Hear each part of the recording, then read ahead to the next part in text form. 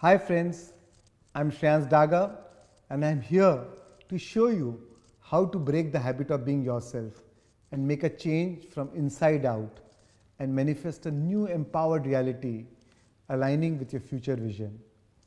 I have personally experienced this wonderful journey of transformation since 1997 and applied these learnings in my own life. I learned furthermore through my successes and failures. And hence, for the first time ever, Shreyans Daga Foundation, together with Pyramid Valley International and PSS Global Academy, brings to you a stellar 21-day scientifically curated mega master course, Manifestation Decoded, the real secret behind the secret. This course breaks the myth regarding the law of attraction and teaches you the correct way to attract the good in your life, be it health, wealth, or relationships. It teaches you how to turn thoughts into things. Dear friends, ancient philosophy and modern science says that it takes a minimum of 21 days to form a lifelong habit. Each day of this 21-day workshop is packed with new information, new meditations, creative visualizations, and result-oriented tools and techniques explained to you in a simple yet effective manner so that you learn decades of wisdom in days. Each empowering session will help you discover your own superpower and shift your psychology and create a blueprint for your success so that it initiates you into greatness. You will learn how to create from higher dimension with effortless ease, clarity and grace rather than struggle and hard work in this time-space reality.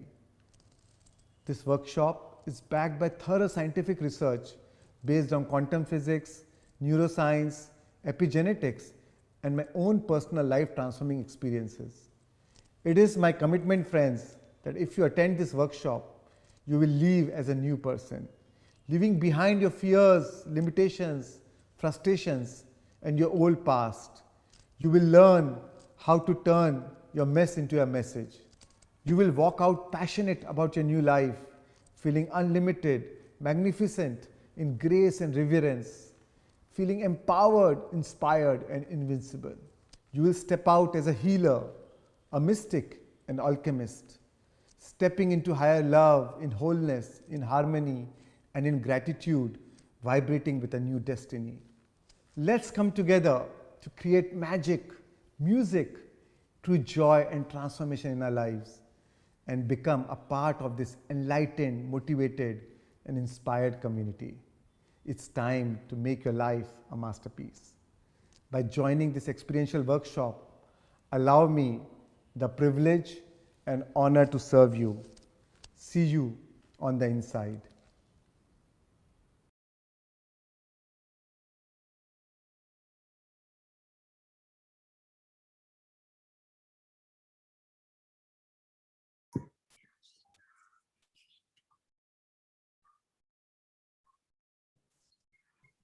Very good evening to all the viewers. Good afternoon, good morning, and welcome to this magnificent fifth day, soulful day of this mega session, Manifestation Decoded, the secret behind the secret. Shreyans, first of all, let me show my full gratitude that you and Varun are doing such a fantastic job and telling us so many things. You're unfolding so many things for the betterment of our lives. So immense gratitude. Thank you. Thank you, Rashi. Thank you so much. Thank you so much. Yes. There's no scientific study more vital to man than the study of his own brain. Our entire view of the universe depends on it. We are not only what we know of ourselves, but an immense more which we do not know. So yes, today we have the dynamic Varun Daga, where he's going to explain neuroscience, where the brain meets the stars. So yes, here over to you, Varun, and we have a lovely evening with you. Thank you so much. Thank you. Thank you so much, Rashi. What we'll do is, Keshav, if I can share the screen, it'll be easier for me to. Okay, great. I can.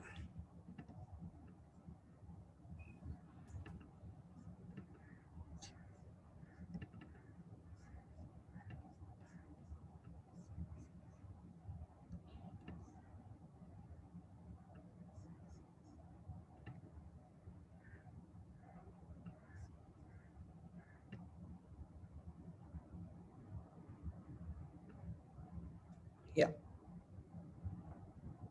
Is it fine, Shans? Yeah, Can you see me? but there's too much light on your face. Maybe you can reduce a little light. Is this better? Can reduce a little more. Maybe because of the meditation I did in the morning. I hope I'm okay. Yes, yes, you're perfect. I think it's the sunlight. I'll just.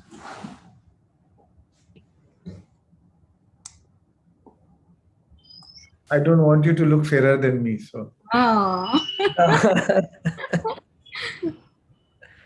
yeah, this is better now. This is good. Okay, great. Super. Great, friends. So, shall we begin?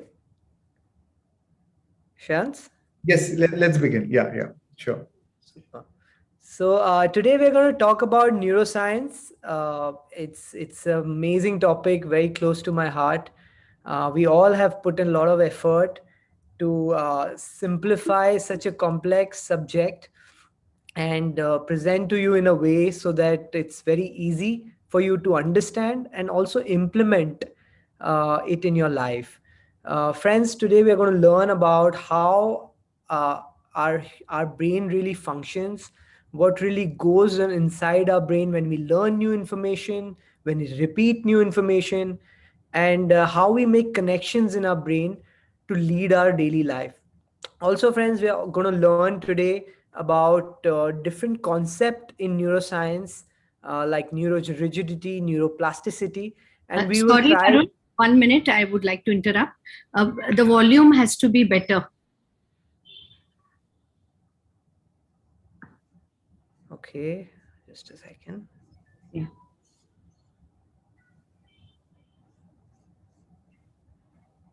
You can hear me, or it's slow? Is It it is. fine? Yeah. Now it's better. Okay, great. So let me straight away dive into the subject, and I hope it benefits you. And post this, we will do a meditation, and then we can take some questions. So, friends, your brain, as you all know, it's the most mind-blowing organ in the universe. It's really the superconductor of consciousness. Your brain actually generates more electric current in a day than all the cell phones put together. Did you even know that? More electric current in a day than all the cell phones put together in the world. That's even after the launch of Geo, by the way. Your brain receives over 400 billion bits of information every second.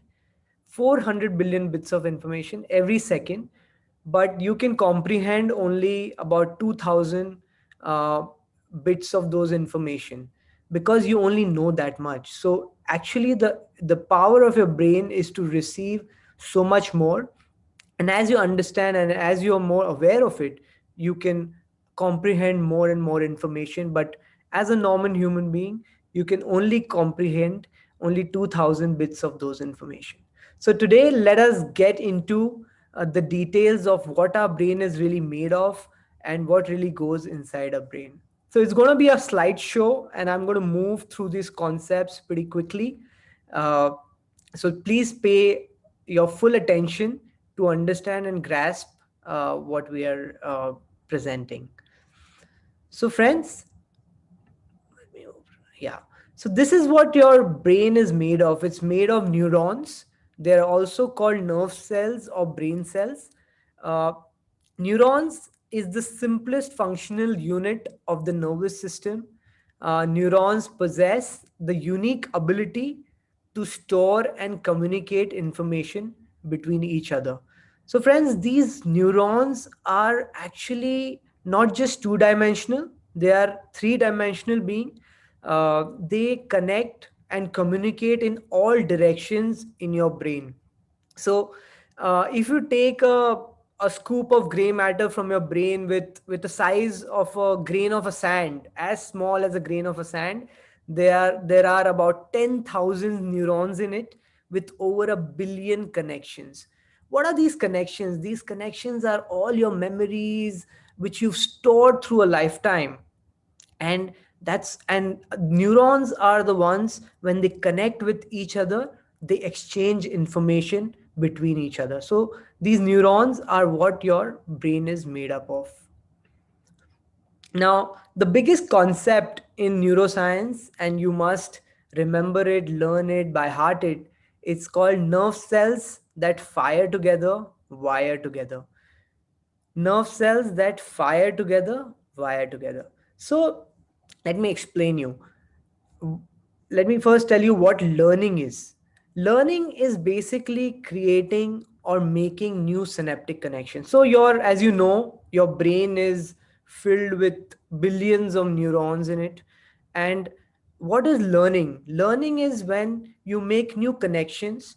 So every time you learn something new, one neuron connects with another neuron and stores that information and exchanges those information. That's what learning is. Learning is making or creating new synaptic connections. What are synaptic connections? The connections that one neuron makes with another neuron. It's called synaptic connection. And that's what learning is. Every time you learn something new, something is changing physically in your brain, and you're making new synaptic connections. What is remembering?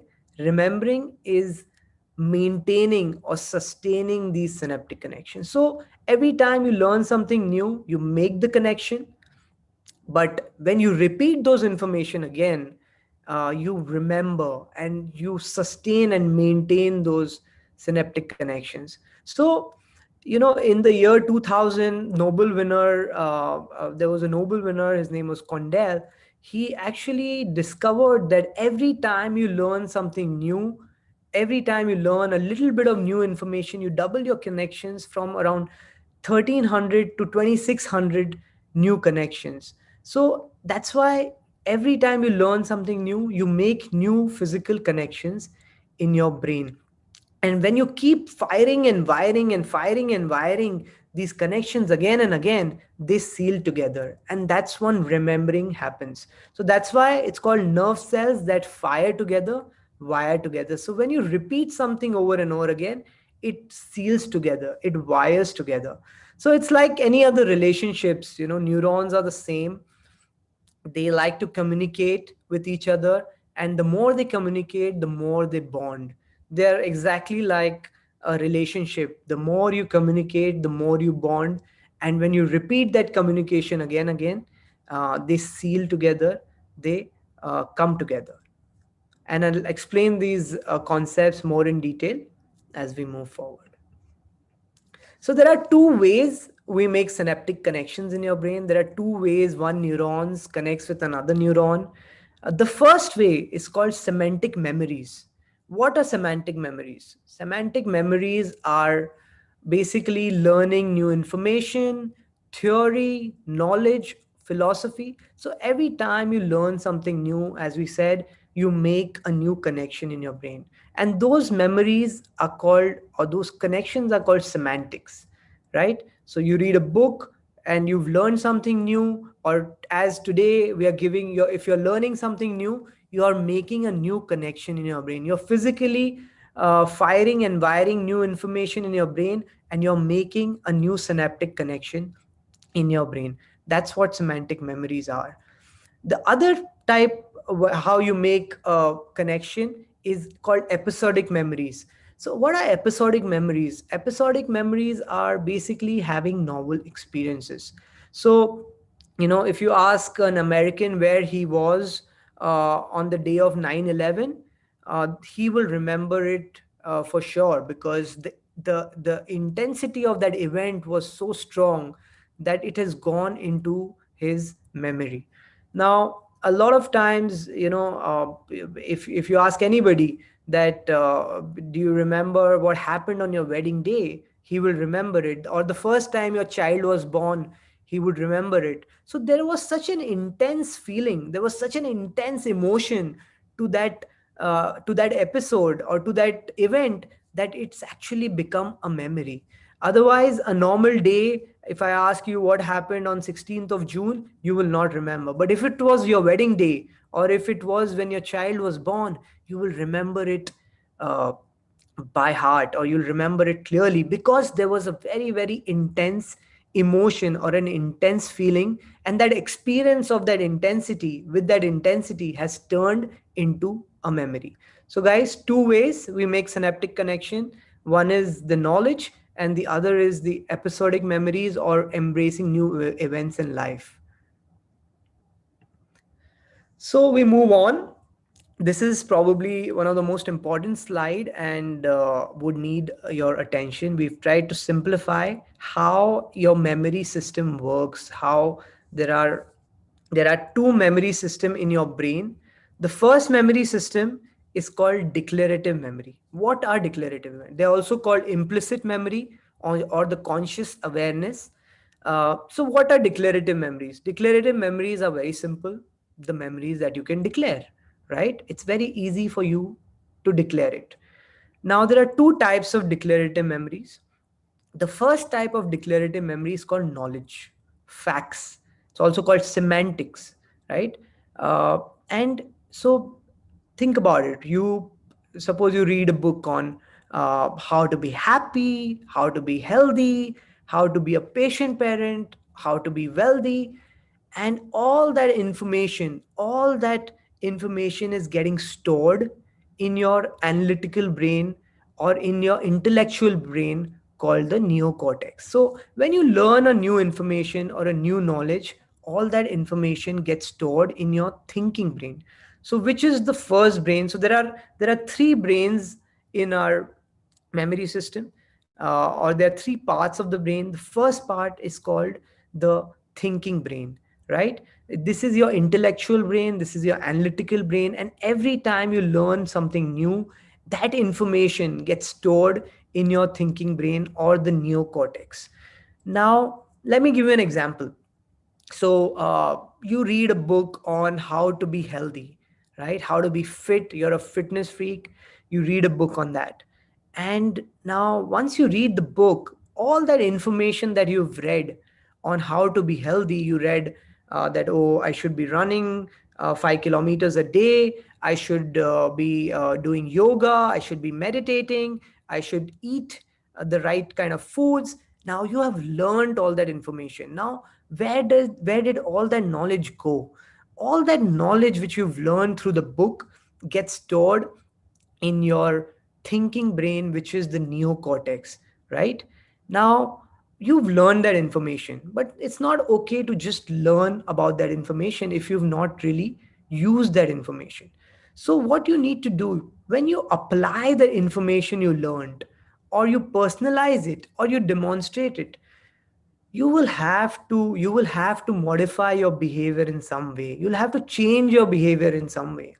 And when you change your behavior, or when you perform that activity, you will have an experience. So when you have learned about how to be healthy, when you read the book, you actually went out for a run.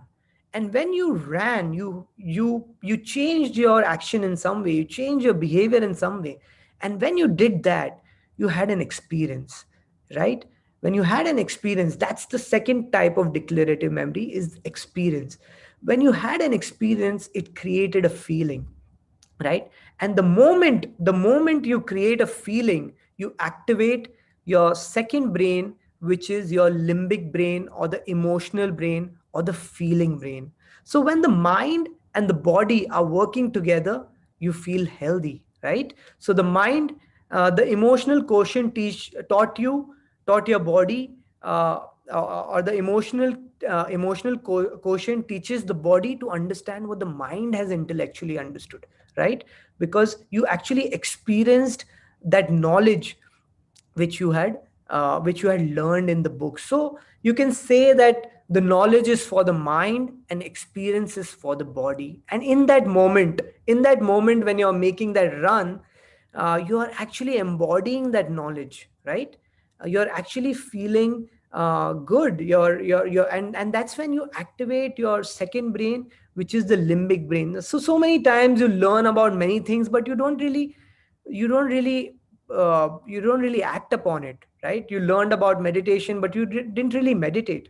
So when you learned that learning went into the neocortex, which is the thinking brain. But when you meditated, or when you acted, or when you made that run, or when you diet, you have actually performed, and there was an experience which created a feeling, and that feeling gets stored in your limbic brain, which is your second brain, which is the feeling brain, right? I hope it's clear. I hope you're with me. And then but it's not okay to do it once, right? It's not okay to just run once or meditate once. It is, you have to repeat that experience, or you have to get that feeling again and again. And when you repeat, or when you go for that run every day, 5 kilometers for many many days, you do it again and again, and over again, over and over again, till it becomes automatic. So when you repeat that experience again and again, it becomes non-declarative. That's when you open the second part of your memory system, which is the non-declarative memory system, right? So when you repeat an action over and over again, it becomes a skill, it becomes a habit, it becomes a behavior, an attitude. So it gets conditioned, and that's when you activate your third brain, which is the cerebrum, which is the being brain. So in the first day of our workshop, Shreyans talked about how we live in the memories of the past, and 95% of what we do by the age of 35 is repeated. Our thoughts are repeated, our actions are repeated, and we do not change because we are living in a program. And the 95% of who we are is in the being brain, which is the cerebrum. And how do you get there? You can get there by learning a new information, feeling it in a different way, and then repeating that information over and over again. So to change, this is the process. You can, from the knowledge to experience to creating into a habit or a skill.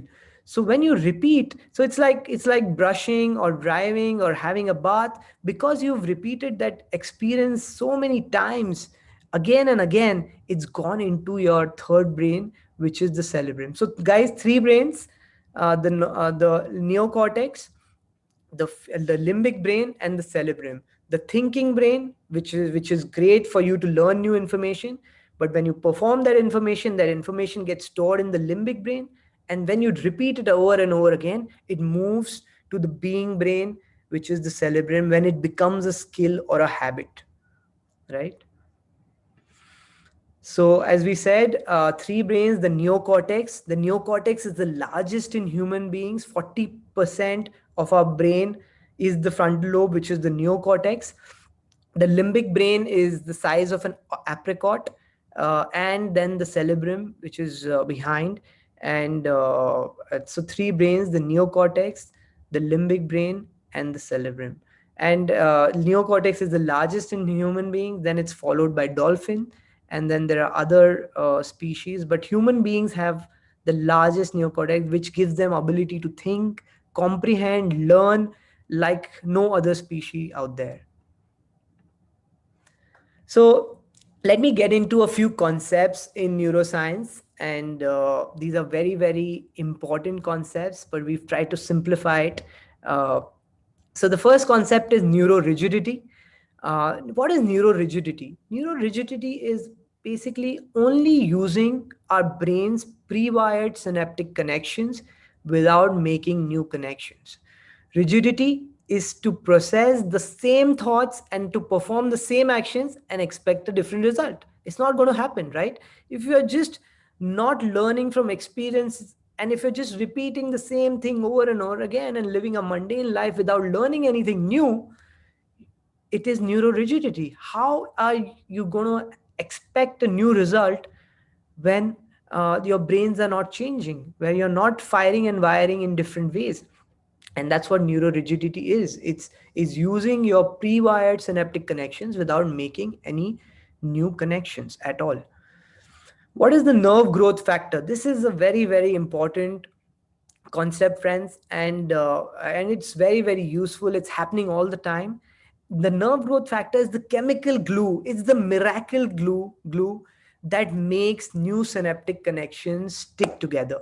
So when you learn something new, and when you repeat that action again and again, you release these neurotrophins, and that neurotrophins is actually helps. It's like a glue that makes our neurons stick together. They makes our connections stick together, and it seals and binds and cements whatever we have learned.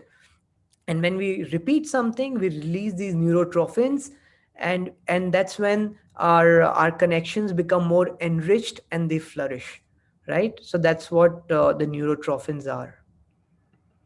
So, as we spoke about neurorigidity, it's like thinking in the box. So, if your thoughts, choices, behavior, experiences, and emotional state remain the same year after year, and the same thoughts are equal, always equal to the same feelings, reinforcing the same endless cycle, then your brain becomes hardwired in a finite signature. Your brain doesn't change, it's like in a box, and the totality of those hardwired circuits is called your identity. So because your brain doesn't change, your identity doesn't change, you remain the same person, because it's making the brain fire in the same sequence, in the same pattern, and the same combinations over and over again in your life. And the brain is hardwired in a finite signature, it just doesn't change, it's in the box, and that's what neurorigidity is. So it's like living from the memories of the past without learning anything new or without changing anything new. And as we grow older in life, after an age of 35, you stop to learn new things. If you look at a child, he's always learning new things, so he's always learning new things, so there is no rigidity. There is the brain is always changing, there is adaptability, they can adapt. But when you stop to learn, you stop to grow, and that's when the brain goes into a box, and you're not really having new experiences or learning new things, and you're firing in the same pattern for year after year after year. And when you do that over and over again, it just cements the same pattern, right? But friends, there is a concept called neuroplasticity, and we all have neuroplasticity. It's our brain's ability to change its synaptic connections, to change its synaptic wiring by learning new information and recording experiences, and to maintain a modified state of being. So whenever you learn new information, so as we speak right now, you're learning new information, and when you learn new information, you are experiencing neuroplasticity. You're firing and wiring your brain in new ways.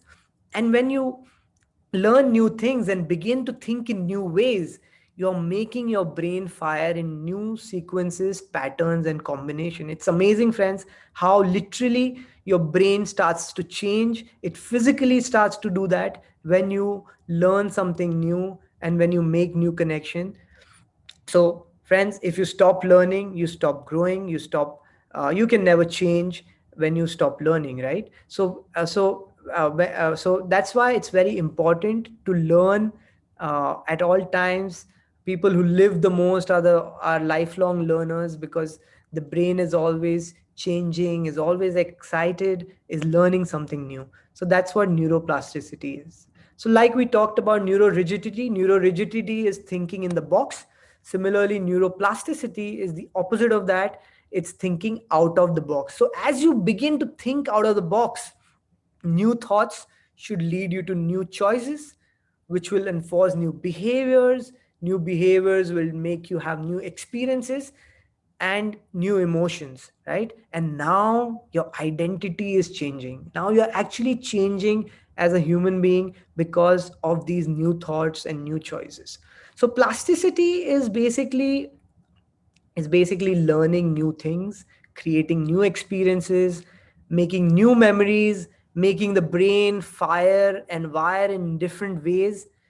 And the one ingredient, the one ingredient that makes us do that is our is knowledge and information. So when you learn new information, and that's why it's so important to always learn, because that's when you start firing and wiring our brain in new ways, and our brain physically starts to change. So friends, two laws of the brain. This is important. There are two very, very important laws of the brain. The first law of the brain is the law of association. The law of association is basically how we learn. So, what is the law of association? The law of association says you are going to use what's stored in your brain to learn new information. So, basically, you're going to use what's already wired in your brain to wire new information. You're going to use what's already known to you to make the unknown known, right? So that's the law of association. The law of association is how we learn, because we know how to read, or we know how to read the English language. With that association, we can read a word or we can read a book, right? It's the law of association. Or uh, think about it like a name. Let's say, you have to attend a workshop by Varun Daga, but you don't know who he is. Or then somebody tells you, oh, he is the brother of Shreyans Daga. Oh, Shreyans Daga, I know him. So you made that connection, you learned a new information by the law of association. Because you know Shreyans Daga, now you know who Varun Daga is. Now, or think about it as a landmark. So let's say there is, a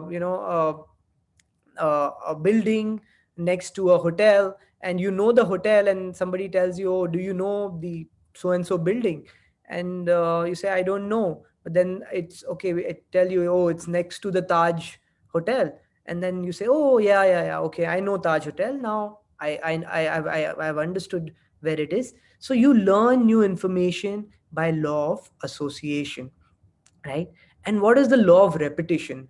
The law of repetition is by far the most important law of the brain. It's very, very, very, very important. This is how we remember. So it's not enough to learn. We learn a lot of things, but if we do not repeat, we lose those learnings. We don't remember those learnings, right? So the law of repetition is how we remember. So as you begin to repeat things over and over again, what starts to happen in your brain physically releases the neurotrophic hormones, or the neurotrophins, which is the miracle glue, and which causes the neurons to stick and become enriched, right? So think about a braille reader. He's blind, he cannot see and read, but he uses these two fingers to read, right? And if you do a scan of a braille reader, because he's repeated that information so many times, used these two fingers to read. If you do a scan of his brain, and the area of the brain which is assigned to these two fingers, those neurons or those connections will be way more enriched for a braille reader compared to you and me. Why? Because he has repeated that action or that event so many times, that his brain is way more enriched than anybody else. Or a piano player, or a guitar player. So when you see their scan, the association is with a piano player with his fingers in the brain will be a lot more enriched than a person who doesn't play piano, right? So when you repeat an information over and over again, it seals the synaptic connections. It uses the neurotrophins, which is the miracle glue, the neurotrophic hormones, and it uses it to seal. And when they seal, these connections stick together and they become a lot more enriched, right? So law of repetition, a very, very important law. And most of us get bored and are not able to do this, because as we grow older, we feel we know it all, but just knowing is not enough. Remembering it is very, very important. And that happens with the law of repetition. So the law of repetition, it starts with a thought. The thought becomes an action, the action leads to a feeling, and when you repeat that feeling over and over again, it becomes a skill, right? And when you repeat it again and again and again and again and again and again, and you do it so many times, then it becomes easy, it becomes familiar, right? With any action, when you do it so many times, it becomes so common that it's so natural to you, right? It just happens naturally. You don't even have to try to do it. It just becomes automatic, it becomes a routine, it becomes habitual. it's effortless to you. It's like your second nature. It's gone into your subconscious. You can do it unconsciously, right? It's so innate in you that you can do it in your dreams, right? And it's also called implicit, right? These are it's become implicit in you, that you can repeat these actions over and over again because you've done it so many times. It's gone into the subconscious. So what syncs together links together. So as your body moves, your brain grooves. So when you repeat anything again and again, it just goes into, it becomes an automatic program, like having a bath or brushing your teeth, or or eating your food. Is just gone, into an habit, right? It's just gone into the system. And that's why the law of repetition is so important. This is how we remember. And when you repeat, physically these neurons stick together in your brain, and uh, they make the connections a lot more enriched. So repetition is very, very important. So, friends, this is how the whole journey starts, from the bottom to the top. So we all begin unconsciously unskilled. So what is unconsciously unskilled? Basically, you don't even know that you don't even know. That's bliss, right? You don't even know that you don't even know. So let me give you an example. So think about a child and a cycle, right? A 4-year-old kid and a bicycle. So it starts with, he is basically unconsciously unskilled. He doesn't even know that there is a bicycle that exists, right? Now he sees a few kids in his building riding these cycles, and he's like, wow, that's so cool. Even I want to do it. That's super nice. I really want to do this. And he becomes consciously unskilled. Now he knows that there is a cycle, and he's learned that there is a cycle, but he doesn't know how to ride it. So he's consciously unskilled.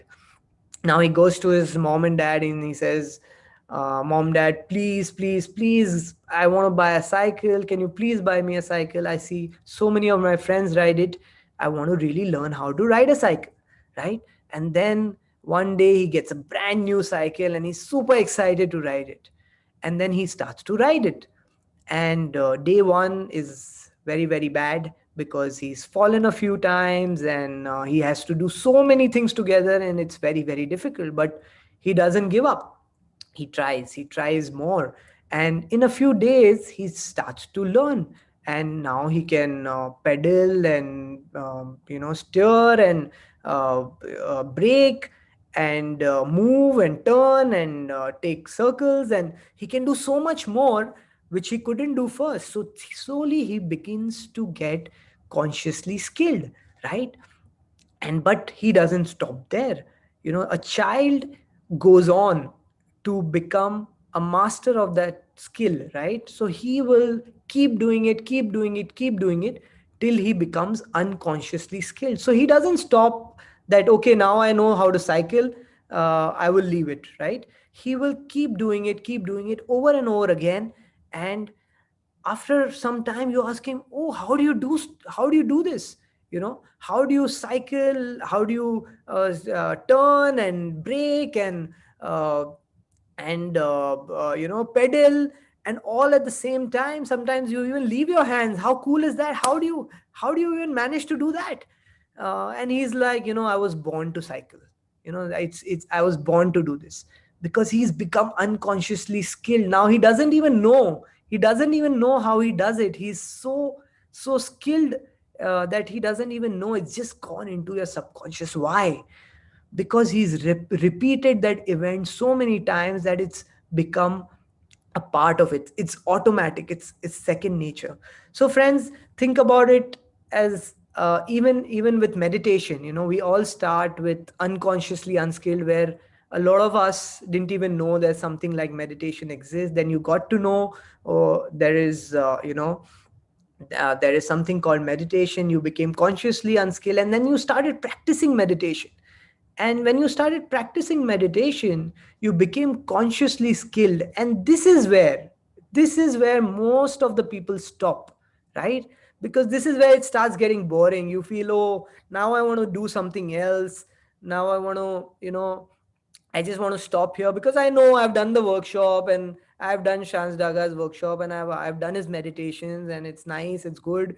Now I want to do something else. Then you do something else, then you say, oh, this is nice and good, and then you do something else, which is good. But a lot of times we just stop here because we do not practice that meditation over and over again, and we stop being at consciously skilled. You have to cross that boredom. You have to cross, when I go past my boredom, I know when things start getting familiar or when things start getting boring, I know I'm very close to my creation, right? I know I'm getting very, very close, right? So when you repeat that action over and over again, you know it's becoming a skill, it's becoming a part of you, and that's when you will master, and that's when it will go into a subconscious. So that's why, that's why we are doing this 21-day program, because the whole concept is when you repeat and when you meditate every day for 21 days, the science shows us that it goes into your subconscious, right? So it's, and then you'll become unconditionally happy, right? You don't even know, or unconditionally skilled, you don't even know how you're happy, but by the end of 21 days you're like, okay, I'm at bliss. I don't know how I'm there, but I'm there, right? It's like you can't teach a fish how to drown, right? A fish cannot drown because uh, she just knows how to swim. She can't really explain how she swims, but she just knows it. A bird will not fall from the sky because it just knows how to fly. And so you will be this person who will be unconditionally happy because you've repeated it for 21 days. So a lot of times, a lot of our family members ask my brother, how do you do it? For 25 years you've not missed a single day of meditation. How do you do it? And I think that's the answer. You've not missed a single day of meditation for 25 years. It goes into your subconscious, right? So the point is, then you can say that I was born to do it, right?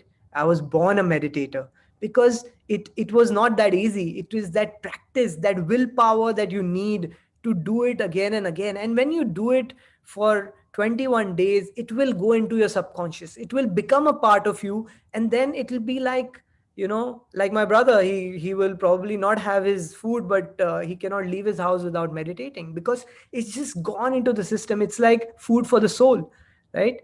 And when you ask him, how do you do it, how is it possible, he's like, I was born to do it. So I think it's not a rocket science. This is how the system works. You have to repeat it, you have to practice it, and when you practice anything again and again, it will become a habit. It will go into a subconscious, and it will be a part of you. So a lot of people come to us with problems, and we tell them that go and meditate for 21 days, and then we'll talk about it. So many times, and most of the times they don't come back to us, because half of them who have done it don't have the problem anymore, because they find the solutions on their own, and the other half probably did not do it, so they didn't have the face to come back and say, I did not do it. So the point is that you have to find your own solution. You are the master of your own problem, and you are the master of your subconscious. So, but it is your will. It is you who has to go beyond the consciously skilled stage to the unconsciously skilled stage, and you have to use your willpower to get there. So friends, let's get back to some of more neuroscience and some more concepts. And it's very, very important how we create neural networks and neural nets. So what are neural nets? So neural nets are basically gangs of neurons that have fired and wired together to form a community of neurosynaptic connections that are related to a concept or an idea or a thought process or a memory, skill, behavior, action. So basically each part of your brain stores different functions, right? Some part of the brain would have a different function, the other part would have a different function, the other part of your different. So each part of your brain stores different functions which are connected through these neural networks. So if there is an idea or a skill, There is the neural network which is binding that idea or skill, and these are the gangs of neurons that fire and wire together to form a community of neurosynaptic connections. So and these neural networks are very, very important. These are the networks that you use to perform your life, to do anything in your life. You need these neural nets which you have formed in your life, and which you use every day to do what you do, right? So neural nets are very, very important. Now I think this is the beauty. The beauty is, how do you form these neural nets, and do you have the power to form these neural nets? So these neural nets are formed by combining the law of association. So we know what is law of association. Law of association is learning. We use our pre-wired synaptic connections to learn new information. That's law of association. So neural nets are formed by combining the law of association, which is learning, along with the law of repetition, which is remembering, to create a new level of mind. So our neural nets are actually, we form them every day. So when you learn something new, and when you repeat that information again and again, so with the law of association and the law of repetition, you create a neural network. You have the ability to create your own neural network, and they are the hardwired automatic program that we use every day, unconsciously and automatically, to lead our daily life. So you can, with the law of association and the law of repetition, create your neural network, and those neural network will be automatically used. You don't even have to try to do it. You don't even have to try to meditate. Your brain will automatically meditate. It'll take you there, right? It's like going to brush, right? You don't even have to try to go to brush. Your body will take you there. Similarly, uh, when you create this association and repetition, the body will take you there. You will sit in a meditation, and 1 hour later you will be done with it. It'll become a part of it. So that's how we can create a habit, and we can create these neural networks on our own, with our own learning. When you learn new information, and repeating is very, very important, and we can create these neural networks and use them to our advantage every day. So friends, this is basically the last slide.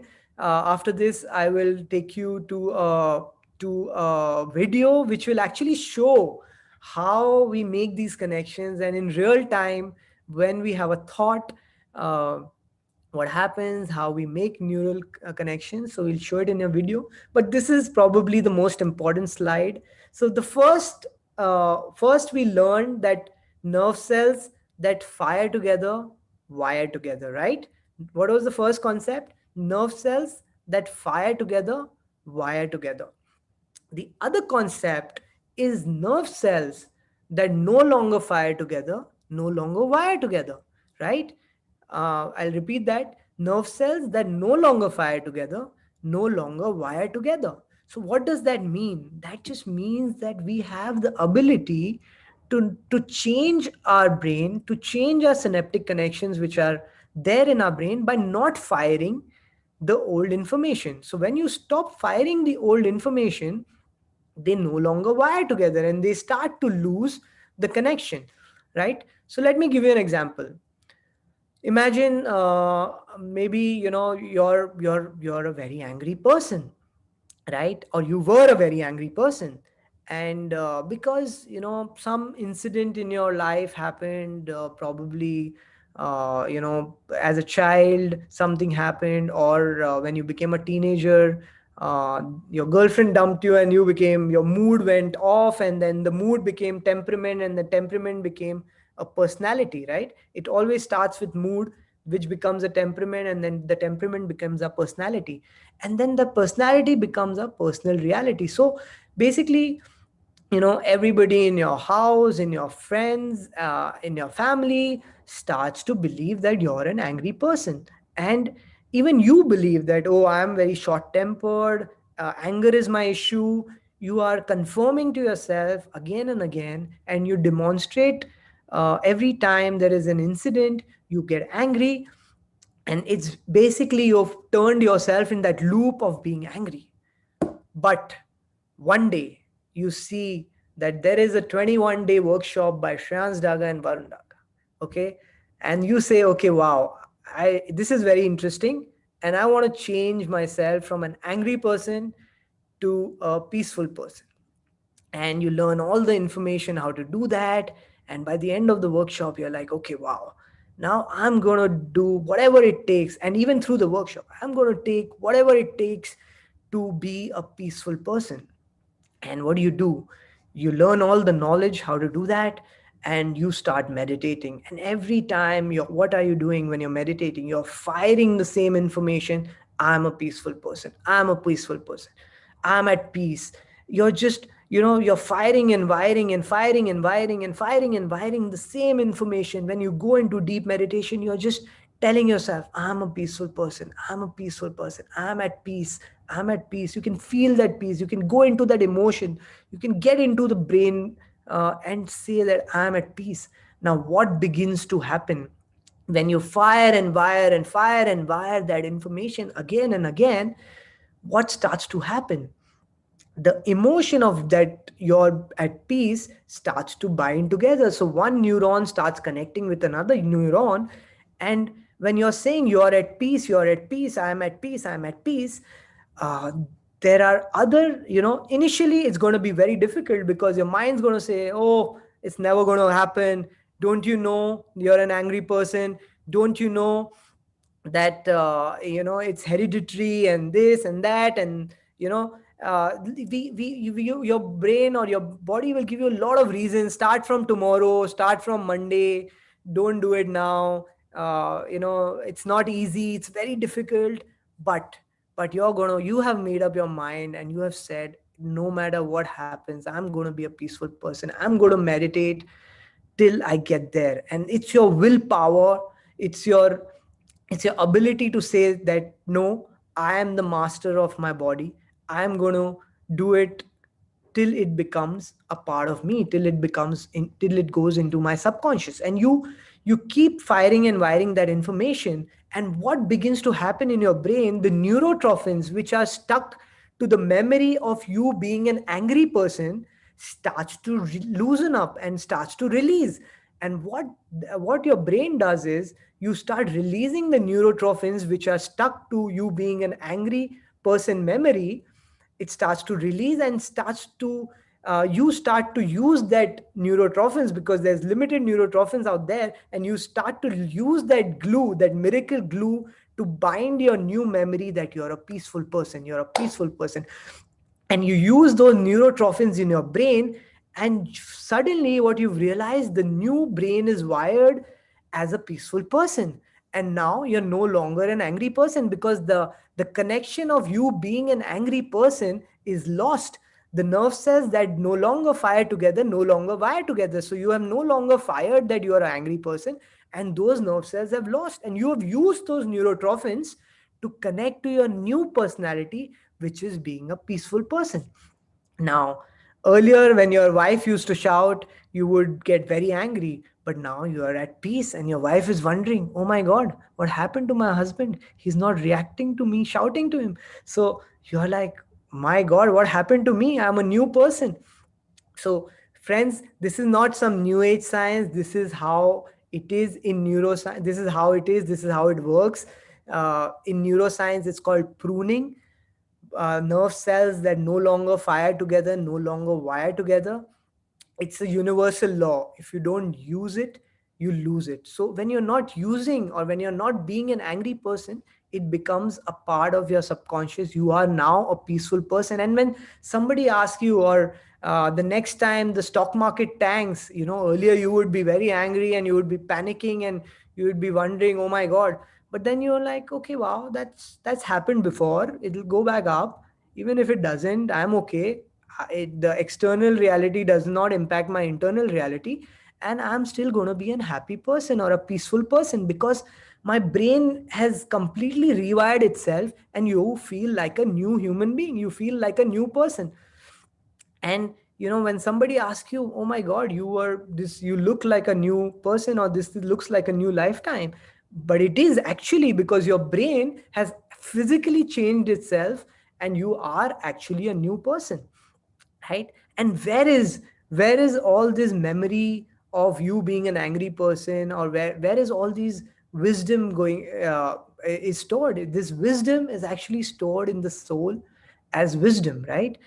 All this memory and all these emotions actually getting stored as wisdom. So it's amazing that how you can actually use your law of repetition to change the way you're being wired, and you can move from anybody to anybody. You have the power to do it. You can move from a peaceful person, or from an angry person to a peaceful person, from a non-meditator to meditator. I mean, it's just about the law of repetition. Just do it. Just do it. Don't. So many times we have our mind telling you so many things that, oh, it's not working for me. I don't connect to this. Maybe that, don't use your mind. Just drop it. Just drop it for those 21 days and say, no matter what happens, I will sit every day for an hour for that meditation. And let's see what's going to happen after 21 days, right? And you will see that change. You will see that your brain will be firing and wiring in very, very different way, and you will start to change as a person. And that's when you begin to to drink from a very, very drink from a much deeper well. And that's when change happens, right? So very important concept, friends. The first concept was nerve cells that fire together, wire together. And the second concept was nerve cells that no longer fire together, no longer wire together. And every time you memorize, you unmemorize an emotion of being anger, or whatever of these negative emotions, you liberate so much energy. And that energy is now available for you to create your new reality.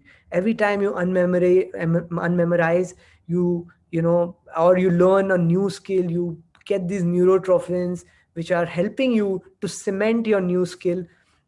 And all that energy is available for you to create your new reality. And that's where change begins to happen. So friends, today we learned how to physically change the way our brain works. You have the power. You know how to do it. You understand the laws of the brain. You also understand the different types of the brain. When you have knowledge, it goes into the neocortex. When you experience that knowledge, it goes into the limbic brain. When you repeat that knowledge, it goes into the cerebrum, which is the being brain. So it's moving from thinking to feeling to being. You know how to do it, right? You have the knowledge. And it's said that knowledge without experience is just theory, but experience without knowledge is also ignorance, because you might be doing it, but if you don't know that this is how it happens. So today you know the science of it, so you can combine the knowledge with the experience. And that's what true wisdom is, friends. Wisdom is combining the knowledge with the experience. Otherwise, it's going to be like Buddha is at your door and you don't know who Buddha is, and you're like, I'm watching Netflix right now, please come after 2 days. So the idea is to have the knowledge and have the experience, so that you have the wisdom to create a new reality. So now, friends, I'm going to move to the video, and that's going to be the end of neuroscience. We will move into a meditation after that. So Keshav, I will stop my presentation and you can play the video.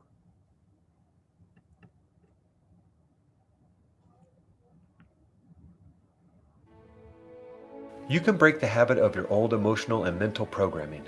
Let me explain. Anything you do, think, or feel is due to the connections between your brain cells called neurons. A thought, feeling, or physical action is created when neurons communicate with each other. When you learn to walk, ride a bike, play piano, new neuron connections are formed. By practicing over and over, those neuron connections become stronger and faster. They become an automatic habit. Your mind can evolve, and you can create the thought and emotional habits that lead to success and happiness. You see, your automatic habits form a vast neural network in your brain, and whenever you have a thought or emotion, your neuron connections get activated. By changing your mind with new thoughts, you will change your life. By practicing your thoughts and emotions over and over every day, they become automatic. So what are you practicing for every day? anger, depression, frustration, disappointment? You can change your life. You can change your life by creating new neural pathways. You create new neuron connections by practicing over and over the thoughts and feelings of the success and happiness you desire. Accelerate the right connections in your mind so that you think, feel, believe, and act in ways that are consistent with the vision you have of your life.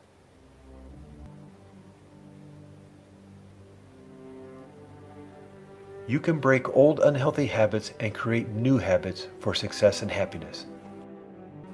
By stopping your old unhealthy thinking and emotional patterns, those neuron connections grow weaker and disconnect.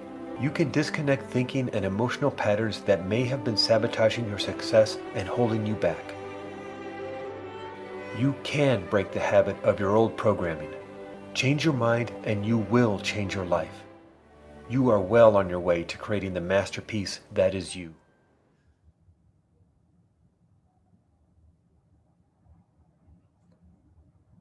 So friends, that was real time. Actually, it is how our brain actually functions. And it's very clear that change your mind and you will change your life. And, that's why, friends, meditation is so important, because when you meditate, you're actually more and more aware of our thoughts.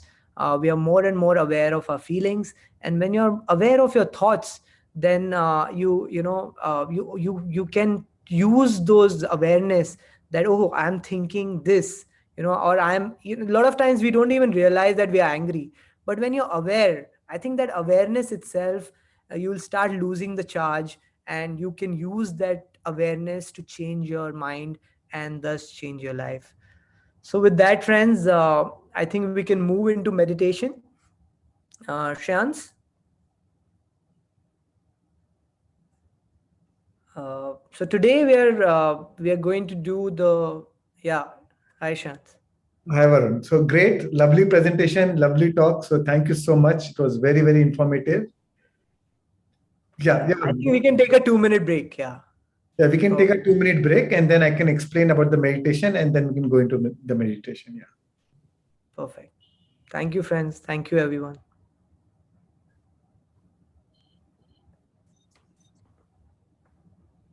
Oh, he said no. Buddha will come to your door. अभी ना video बताया हाँ देखा ना हाँ तो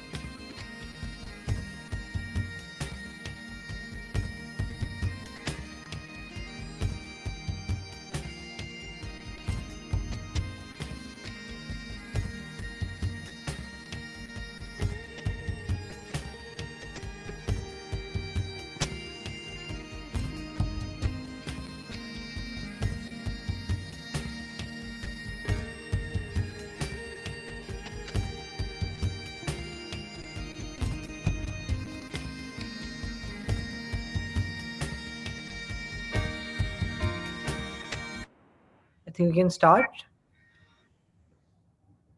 Yeah. So friends, as Varun explained, knowledge is for the mind, and experience is for the body. Wow. So let's get into the experience part. And the beauty of meditation is that when you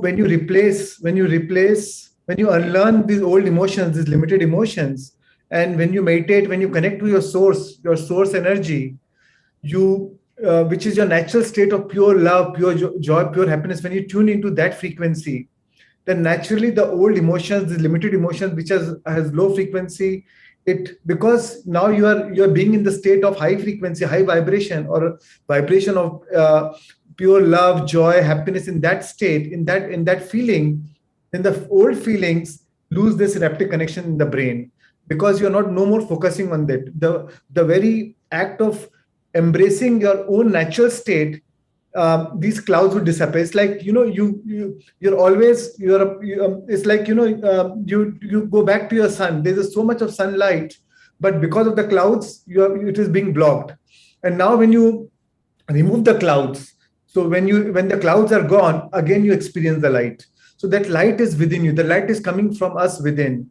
So again, that's why every day we combine the knowledge with experience. Only then it turns into wisdom. So today's meditation, friends, is a very, very powerful meditation. I love this meditation because you really go deep within. I love the music. This music is made by a tuning fox, so it's a lovely music. And by the end, during the end of the meditation, I'll be playing a sutra or a mantra, the sutra is by Guru Gobind Singh Ji, and a very, very powerful sutra which says that it's called Ajay Alay, Abhay, Ajay Alay, Abhay Abhay.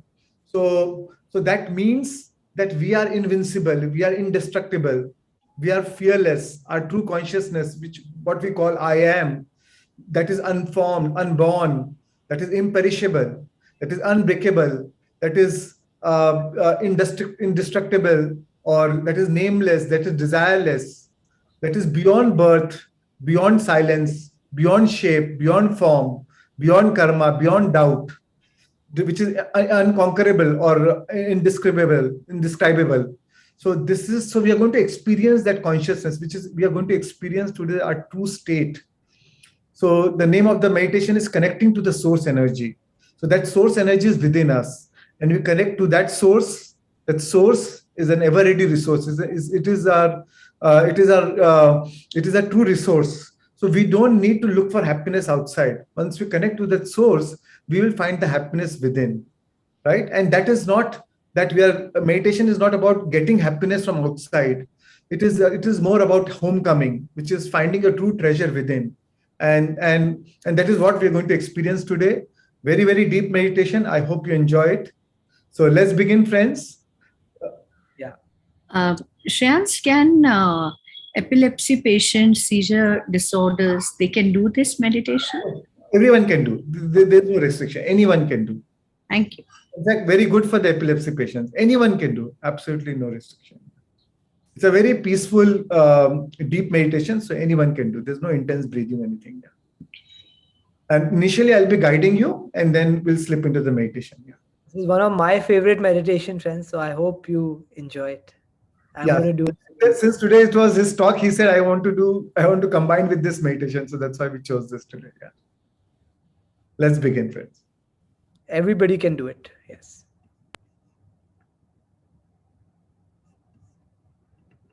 This is for around 55 minutes. So let's begin.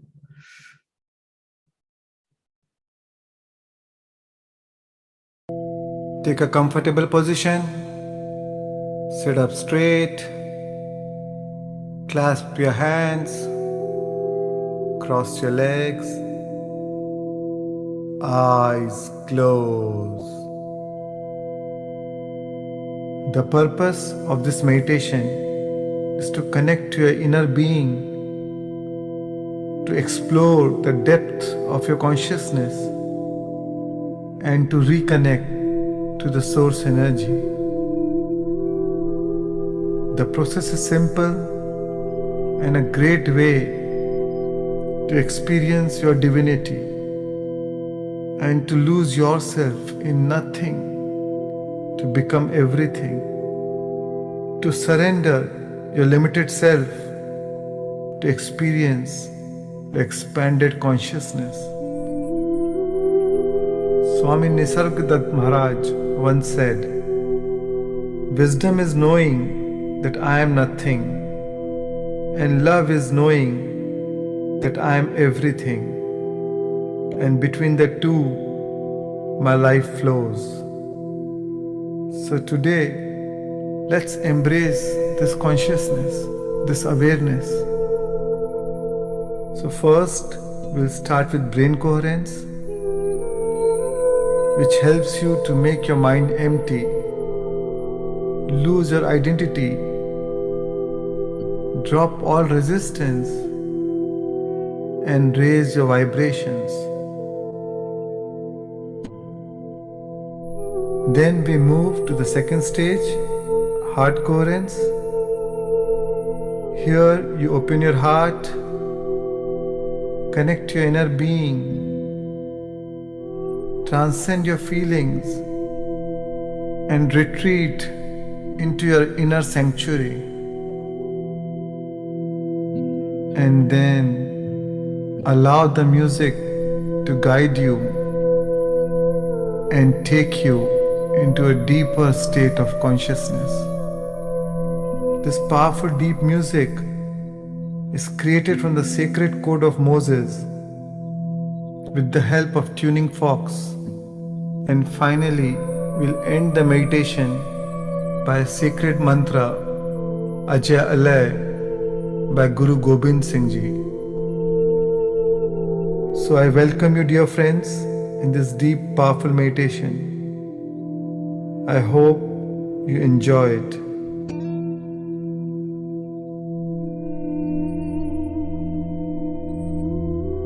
And now, I want to invite you to gently shift your awareness to your nostrils.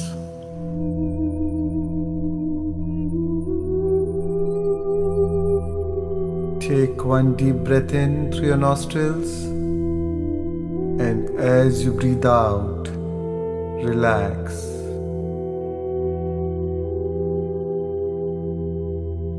And one more slow, steady breath in, and as you exhale, let your whole body relax. Shift your awareness from the world around you to the world inside you.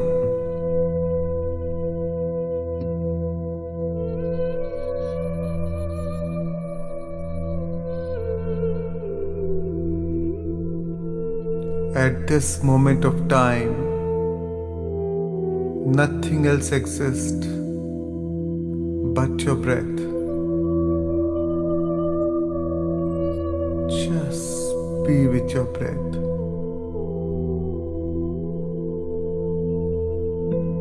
Normal, natural, simple, easy, relaxed breathing. With every inhalation and exhalation, feel yourself becoming more and more relaxed. Feel the wave of relaxation sweeping your whole body.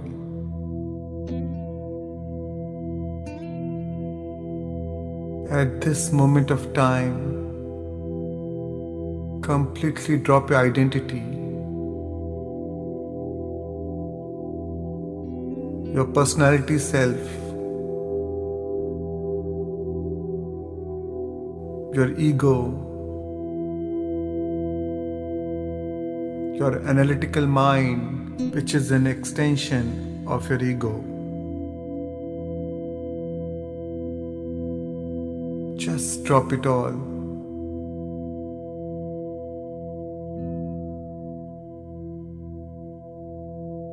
And become pure consciousness. withdraw your attention from all people, places, things, time and events,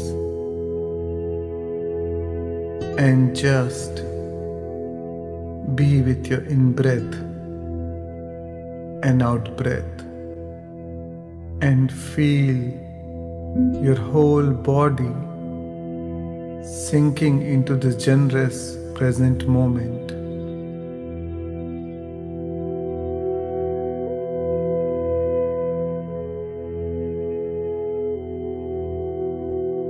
And as you observe each and every breath coming in and out of your nostrils, sense the temperature in your nostrils.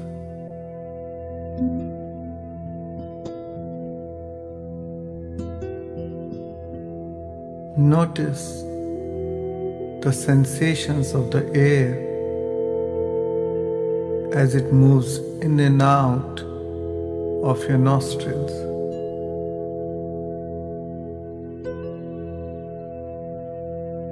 The sharp, cool sensation of the air on the way in, and the warm, soft sensation of the air on the way out. Notice it. Sense it.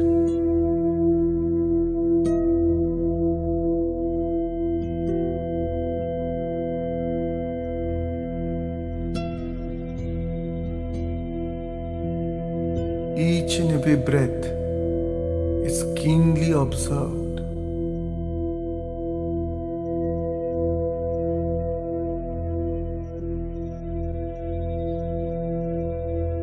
Let not a single breath slip by without your awareness.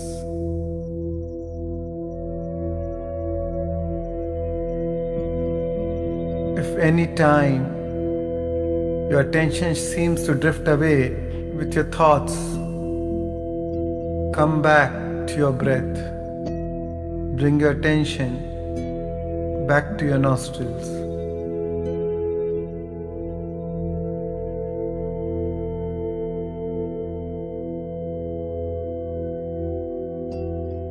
With every breath,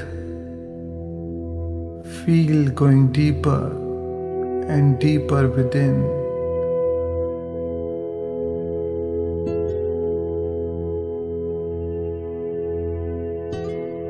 Go deeper. Drift deeper.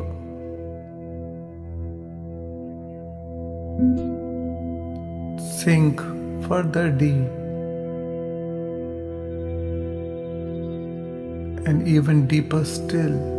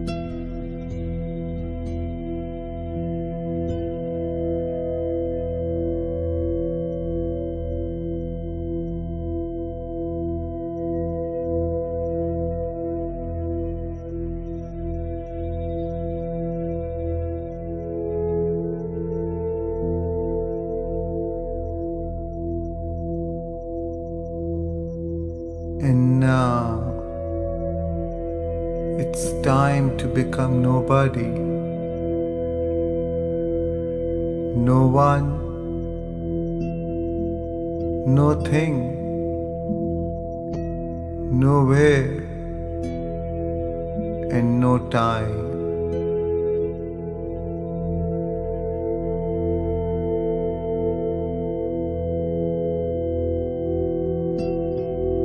Become pure consciousness,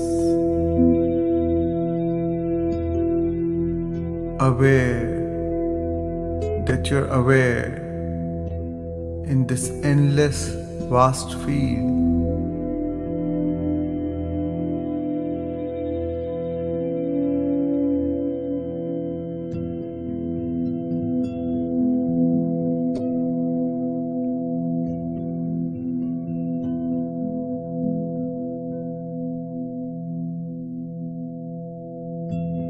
Surrender any aspects of your limited self to join the greater self and lose yourself in nothing to become everything.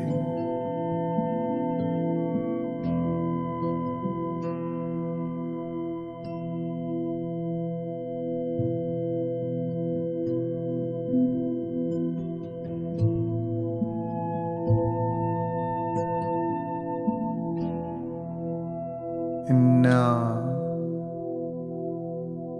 gently shift your awareness to your heart center, to your beautiful heart, your soul. This is the sacred place where we create from.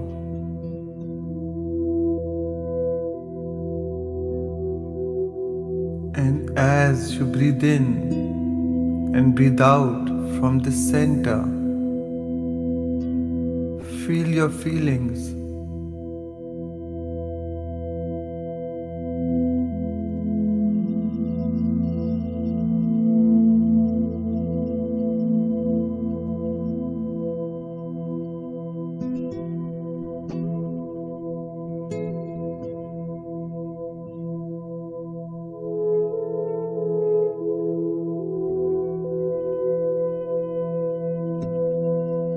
Remember, where your attention goes, your energy flows.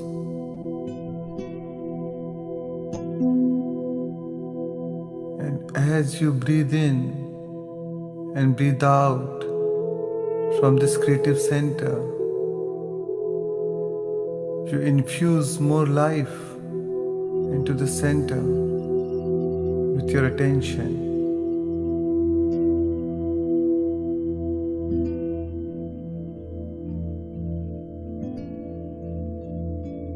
With every breath, you awaken your heart. Furthermore, with every breath, you open your heart. Furthermore, your heart is a bridge that connects you to your source as you dive deeper into the core of your inner being.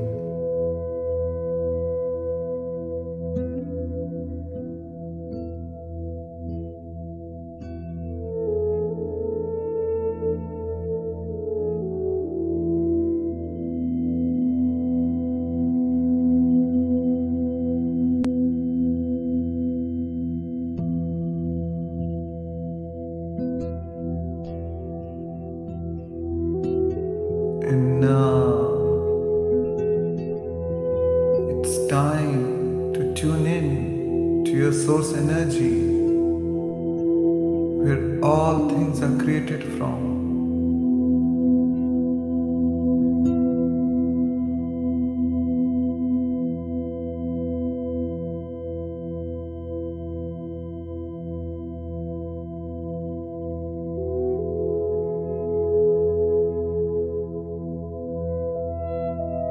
Connect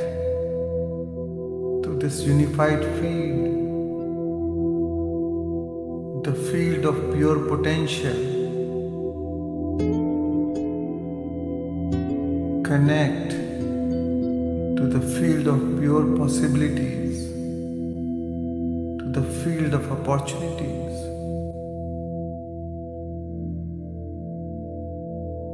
Tune in to this quantum field.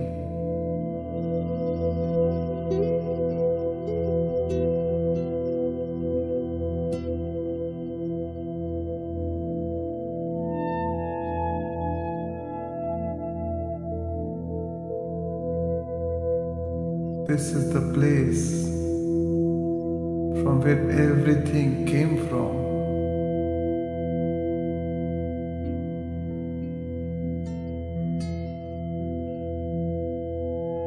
This is the place where we collapsed the infinite waves of possibilities into matter.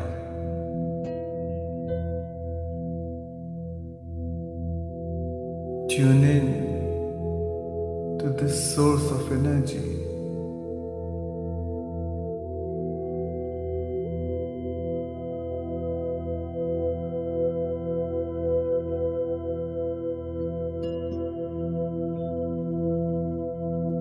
Tune in into singularity.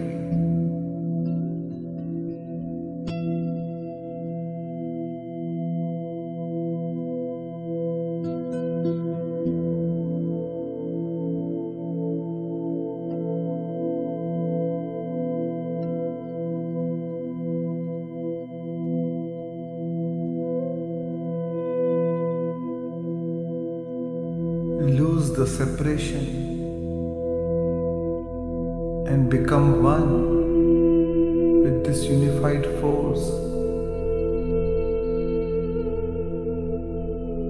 which is pure love and bliss.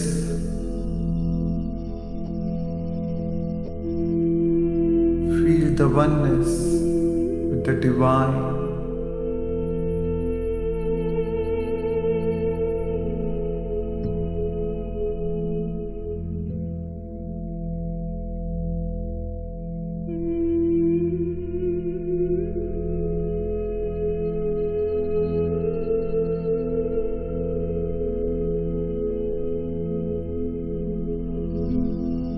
Plug in into this divine matrix.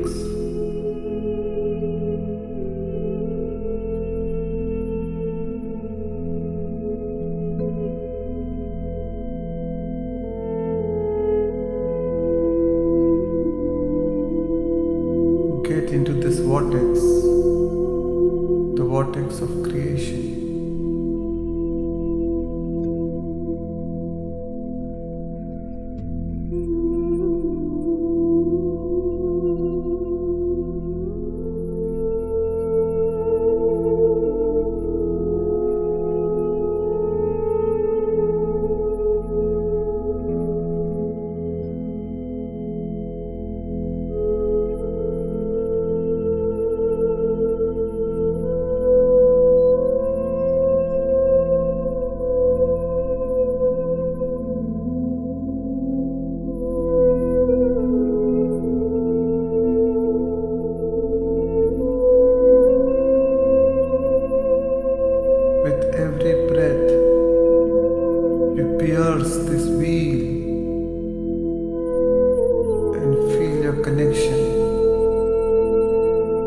Web of light.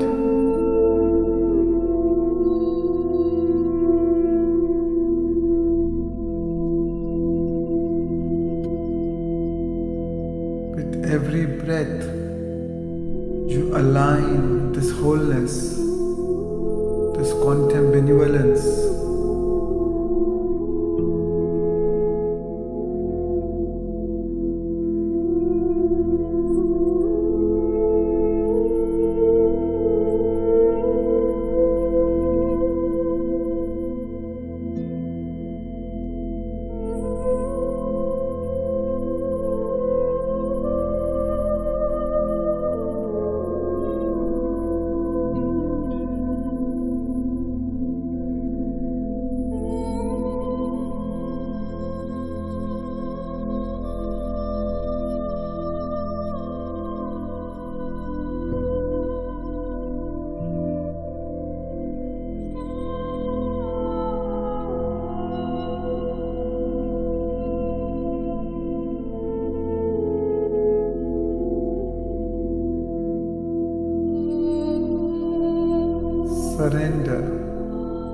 this higher mind.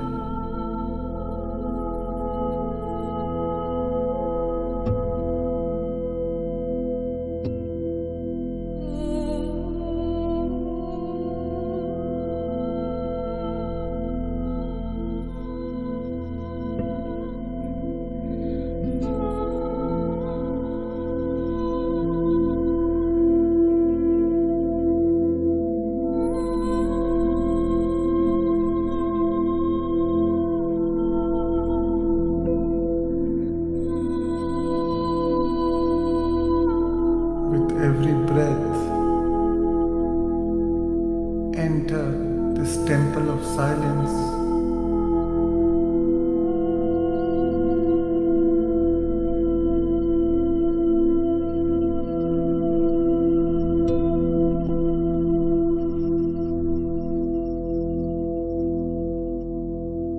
Merge yourself with the essence of who you truly are.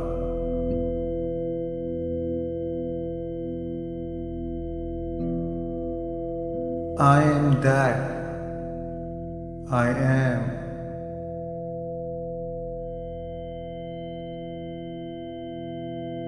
Aham Brahmasmi.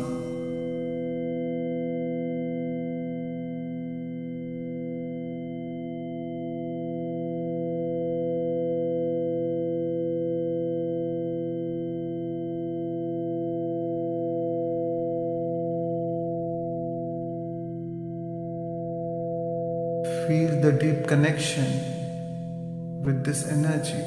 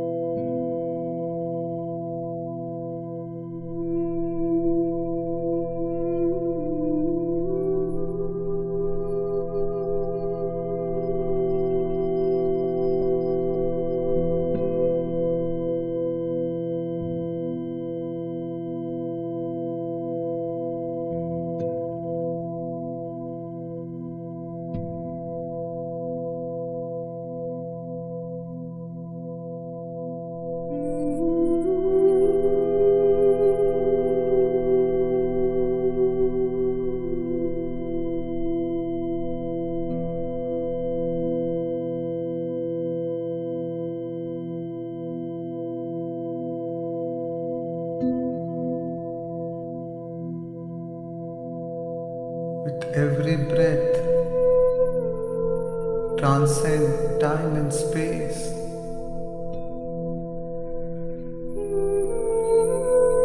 Move beyond shape and form.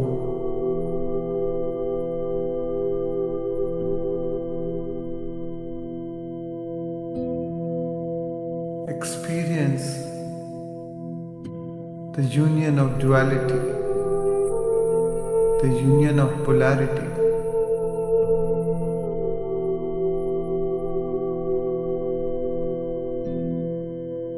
Experience the state of oneness,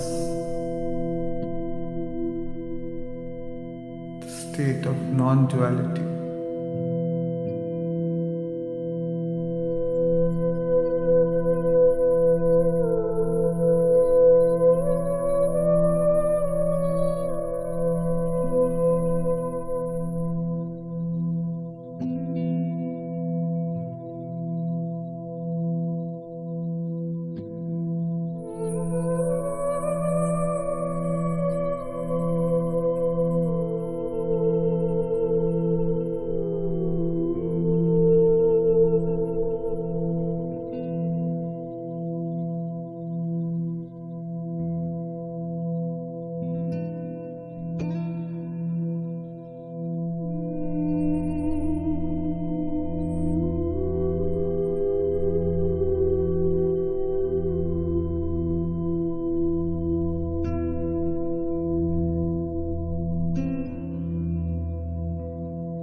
With every breath, connect to this eternal now.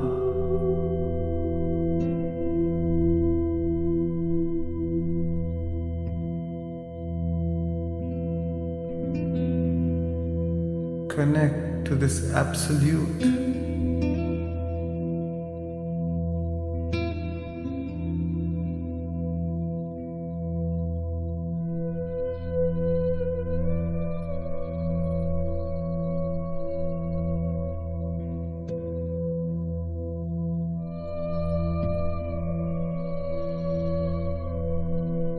Surrender to this field, to this glory.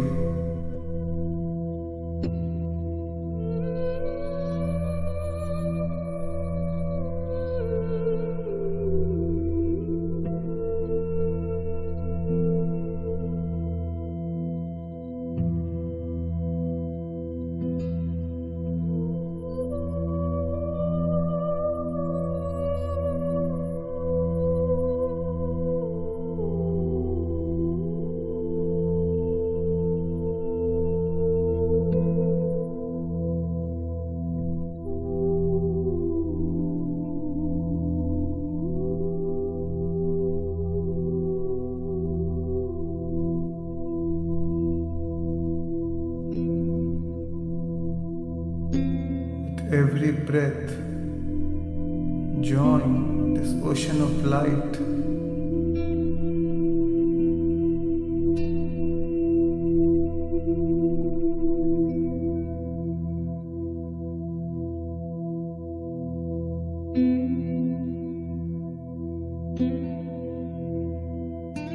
With every breath, align your vibrational frequency with this invincible field, with this mystic field.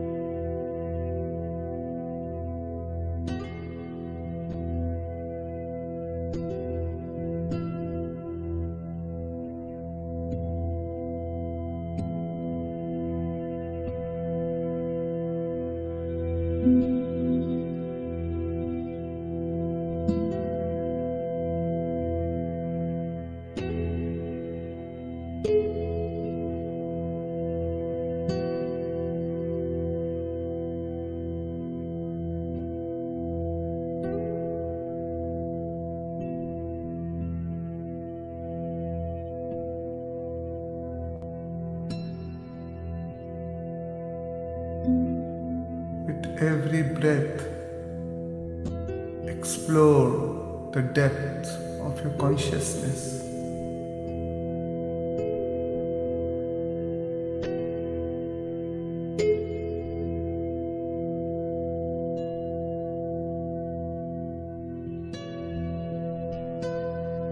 Pierce into the etheric inner realm,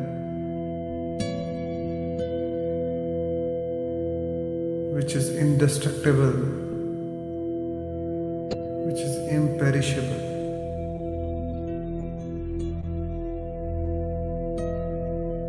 Which is unformed.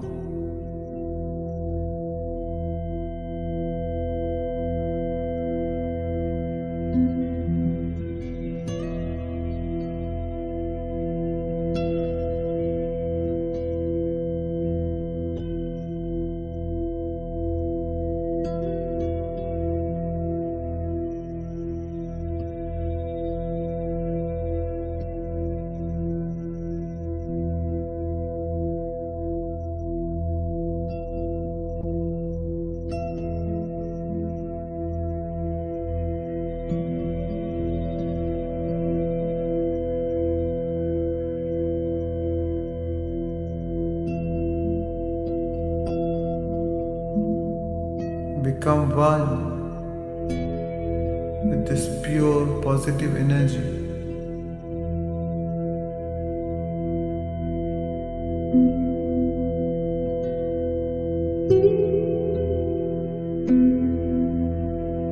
Merge with this heavenly energy, the unity of macrocosm with microcosm. Tattvam Asi. You are that.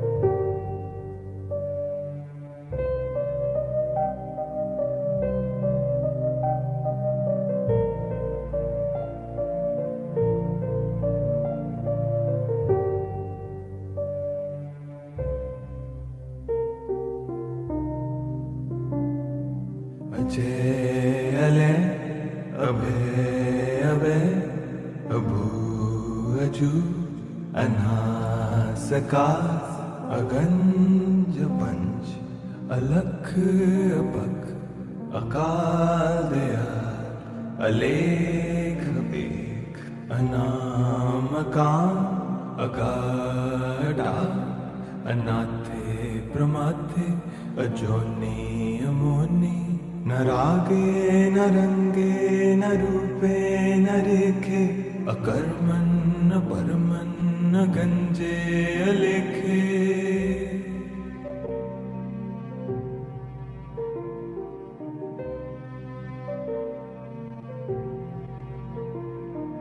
Ajayale, Abhe, Abhe, Abu, Aju, Anhasakas, Aganj, Panch, Alak, Abak, Akadaya, Alek, Abek, Anamakan, Agada, Anathe, Pramathe, Ajoni, Amoni, Narage, Narange, Narupe, Nareke, Akarman, Parman, Ganje, Alekhe.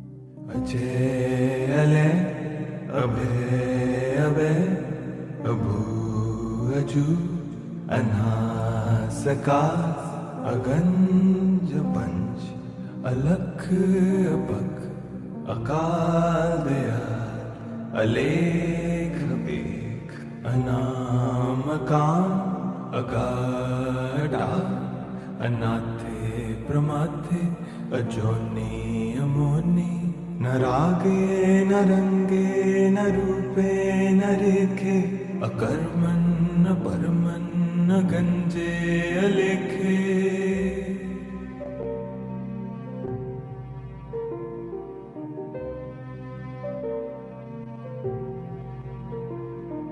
Ajayale, Abhe, Abhe, Abu, Aju, Anhasakas, Aganj, Panch, Alak, Abak, Akadaya, Alek, Abek, Anamakan, Agada, Anathe, Pramathe, Ajoni, Amoni, Narage, Narange, Narupe, Nareke, Akarman, Parman, Ganje, Alekhe.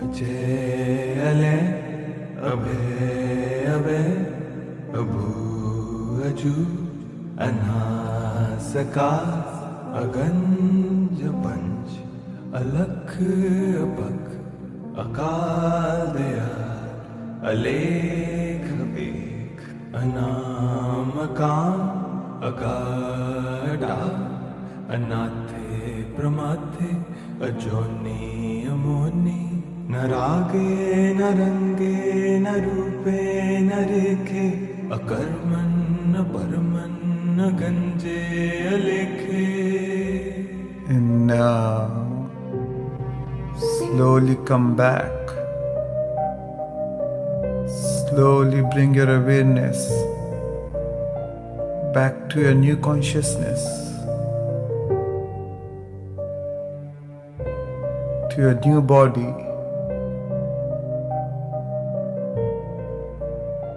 in a whole new world, in a new environment, in a whole new time.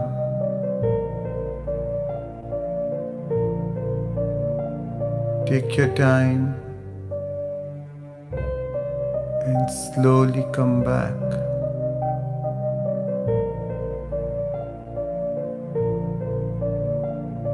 And whenever you're ready, you can gently rub both your hands and place it over your beautiful eyes. 5, 4, 3, 2, 1. And you may gently open your eyes. Take your time. Slowly come back. Feeling blessed and complete. Thank you for spending these moments with me. My love and appreciation to you.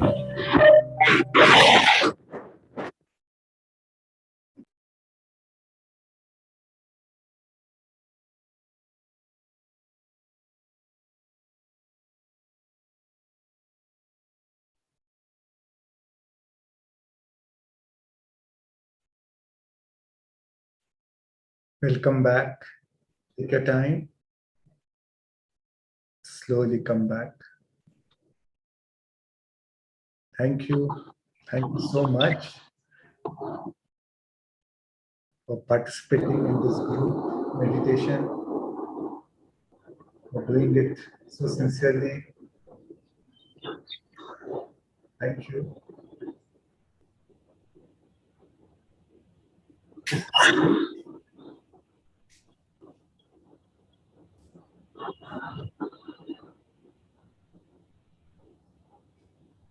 Thank you all. Thank you so much. There's some disturbance.